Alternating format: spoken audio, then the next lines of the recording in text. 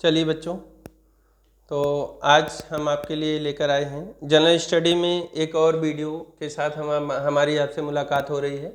तो general study में आज हम लोग जो पढ़ेंगे भारतीय संविधान, तो इससे पहले पढ़ा था। हम बात करेंगे भूगोल की बात, यानी ज्योग्राफी की बात करेंगे। तो भूगोल में अगर हम बात करें और भूगोल को अगर हम डिवाइड करें, सबसे पहले अगर हम भूगोल की बात करें तो भू जमा गोल, यानी भैया दुनिया क्या है, गोल है। तो इसलिए दुनिया को गोल करके हम कभी संविधान से मुलाकात आपकी कराएंगे, कभी हिंदी से, कभी भूगोल से, कभी इतिहास से। तो मैंने जैसा कि वादा किया है कि हर विषय जनरल स्टडी का जितने भी ट्रेडिशनल जीएस वाले पार्ट हैं और प्लस आपकी हिंदी में कंप्लीट कराऊंगा। तो आप लोगों को बस यही है कि वीडियो को अच्छे से देखना है और पढ़ना है, सीखना है। तो भूगोल में आपने देखा होगा, भूगोल तो आपने बहुत अच्छे अच्छे टीचरों से पढ़ा होगा, लेकिन मैं पूरा भूगोल मैंने आपको एक दिन बताया था, पूरा टिप्स पे याद करा दूंगा। सबसे पहले आज हम भूगोल को देखते हैं कि भूगोल है क्या। भूगोल को देखेंगे तो इसे 6 भागों में डिवाइड करके बच्चों हम लोग पढ़ेंगे। सबसे पहले है आपका कॉस्मोस। कॉस्मोस का मतलब होता है ब्रह्मांडी भूगोल। कॉस्मोस का मीन्स क्या होता है, ब्रह्मांड। भूगोल को हम 6 भागों में जो डिवाइड करेंगे, पहला पार्ट क्या है आपका कॉस्मोस, यानी ब्रह्मांडी भूगोल। तो ब्रह्मांडी भूगोल में सबसे पहले हम लोग बात करेंगे कि इसमें जानेंगे कि ब्रह्मांडी भूगोल के अंतर्गत हमें क्या क्या चीजें पढ़नी है। तो ब्रह्मांडी भूगोल में सबसे पहले तो हम लोग जानेंगे कि ब्रह्मांड है क्या। भाई कोई भी चीज़ पढ़ने से पहले उसके बारे में जानते हैं ना। जैसे अगर आप मुझे पढ़ने के बारे में, मेरे बारे में जानोगे ना कि आरपी सर हैं कौन, कब से पढ़ा रहे हैं, कहाँ पढ़ाते थे, या इनका अनुभव कितना है, तो कोई भी चीज़ हम जानने से पढ़ने से पहले उसको जानते हैं ना। तो जैसे हम जानेंगे कि ब्रह्मांड के बारे में अगर अध्ययन करते हैं तो ब्रह्मांड है क्या, एक बात। दूसरी बात है कि अगर ब्रह्मांड है क्या तो ब्रह्मांड की उत्पत्ति कैसे हुई। भाई अगर कोई भी चीज़ है तो उसकी उत्पत्ति हुई होगी। जैसे मनुष्य है, ह्यूमन है, मानव है, तो उसकी उत्पत्ति हुई ना। होमोसेपियंस आप पढ़ते हैं कि मानव की जो प्रजाति है होमोसेपियंस। तो ब्रह्मांड क्या है, इसकी उत्पत्ति कैसे हुई, इसके सिद्धांत कौन कौन से हैं, ब्रह्मांड की उत्पत्ति के सिद्धांत। तो ब्रह्मांडी भूगोल में आप जानेंगे कि ब्रह्मांड क्या है, इसके सिद्धांत कौन कौन से होते हैं और ब्रह्मांड की उत्पत्ति कैसे, एक बात। दूसरी बात है कि इसी वाले पार्ट में हम बात करेंगे गैलेक्सी। गैलेक्सी मतलब आकाश गंगा। आकाश गंगा आपने पढ़ा होगा कि आकाश गंगा का रंग कैसा होता है, इसका आकार कैसा होता है, सर्पा। आप सभी लोग जानते हैं कि गैलेक्सी का जो आकार होता है वो सर्पाकार होता है, स्पाइरल गैलेक्सी होती है। क्लियर है ना। तो आकाश गंगा का आकार सर्पाकार होता है और इसमें इसकी 3 भुजाएं होती हैं। इसके बीच वाले पार्ट को जो मेन भुजा होती है उसको हम किस नाम से जानते हैं, ये दोनों भुजाएं रोटेट करती रहती है। और साथ ही साथ पार्ट ऑफ द गैलेक्सी के बारे में भी आप जानेंगे। फिर इसी पार्ट में आपका आ जाएगा सोलर सिस्टम, सौर मंडल पूरा आ जाएगा, जिसमें ग्रह नक्षत्र सभी आ जाएंगे।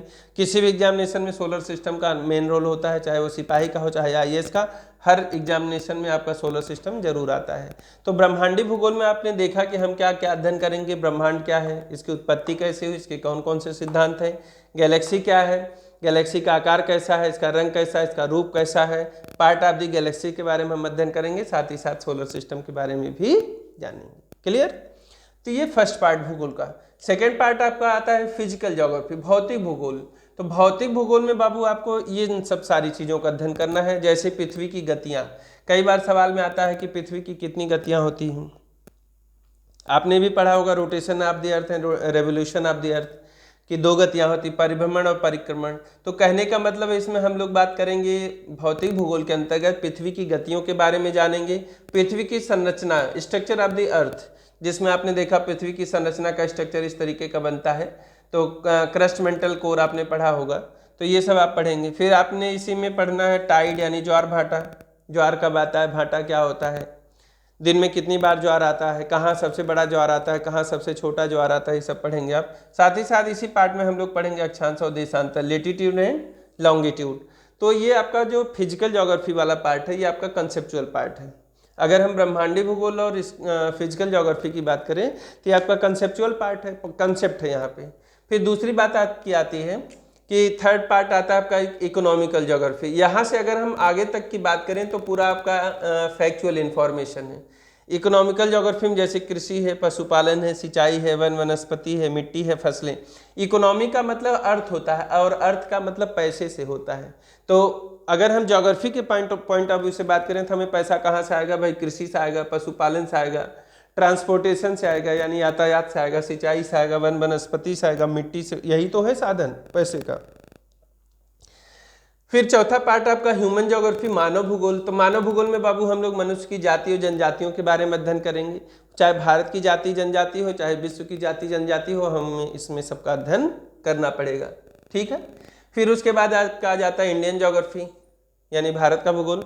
और आप जानते हैं भूगोल से अगर 10 सवाल आता है, 10 से 12 सवाल, तो 50% का रोल आपका इंडियन ज्योग्राफी का होता है, भारत के भूगोल का। तो भारत के भूगोल में आपको पूरा भारत पढ़ना है कि भारत का स्ट्रक्चर क्या है, पूर्व से लेकर पश्चिम तक और उत्तर से लेकर दक्षिण, यानी ईस्ट वेस्ट साउथ और नॉर्थ पूरा पढ़ना है। साथ ही साथ इसमें नदी नाले पहाड़ पर्वत झरना झीलें परियोजनाएं दर्रे सर्रे सब टोटली, और मैं आपको वादा करता हूँ ये आपको पूरा टिप्स में पढ़ाऊंगा। फिर इसी के साथ साथ आपका नेक्स्ट पार्ट आ जाता है वर्ल्ड ज्योग्राफी, विश्व का भूगोल।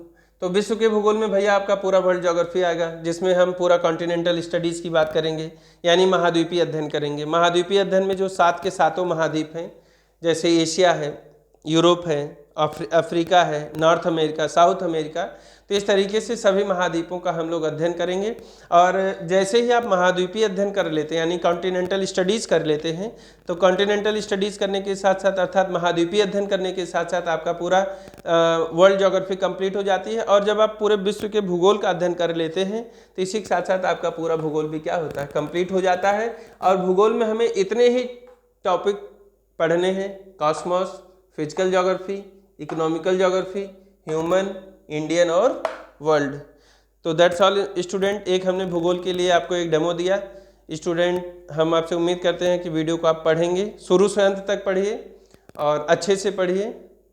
आगे हम और भी अच्छी अच्छी वीडियो लेकर आएंगे और आपको हर टॉपिक पे आपको कहीं जाने की जरूरत नहीं है, केवल आप आरपी सर को पढ़ते रहिए। आपका जनरल स्टडी में वादा करते हैं किसी भी एग्जामिनेशन में जहाँ भी 50 सवाल का होगा, अगर किसी भी कमीशन में 50 सवाल आता है तो यहाँ पे मान के चलिए, अगर हम सीजीएल की बात करें, सीजीएल में बाबू 25 से 28 सवाल का हम वादा कराते हैं। बाकी किसी भी एग्जामिनेशन में, चाहे एसआई हो, यूपीएसआई हो, जीडी हो, रेलवे हो, पुलिस सर्विस हो, यहाँ तो भैया हम 40 से 40 प्लस की बात करेंगे, 40 प्लस की बात करेंगे। और अगर हम 38 से 40 सवाल पाते हैं किसी भी एग्जामिनेशन में, तो जनरल स्टडी का एक महत्वपूर्ण रोल होता है। तो आप निश्चिंत होकर पढ़िए और फिर वही कहूँगा, वीडियो को लाइक करो, शेयर करो, सब्सक्राइब करिए और ज़्यादा से ज़्यादा तक लोगों तक पहुँचाइए। तो दैट्स ऑल, आज के लिए हम इतना करते हैं। नेक्स्ट वीडियो के साथ हम मुलाकात होगी अगले टॉपिक के साथ, आपको बता दिया गया है इससे पहले वाली वीडियो में, तो आप ध्यान रखेंगे। That's finish.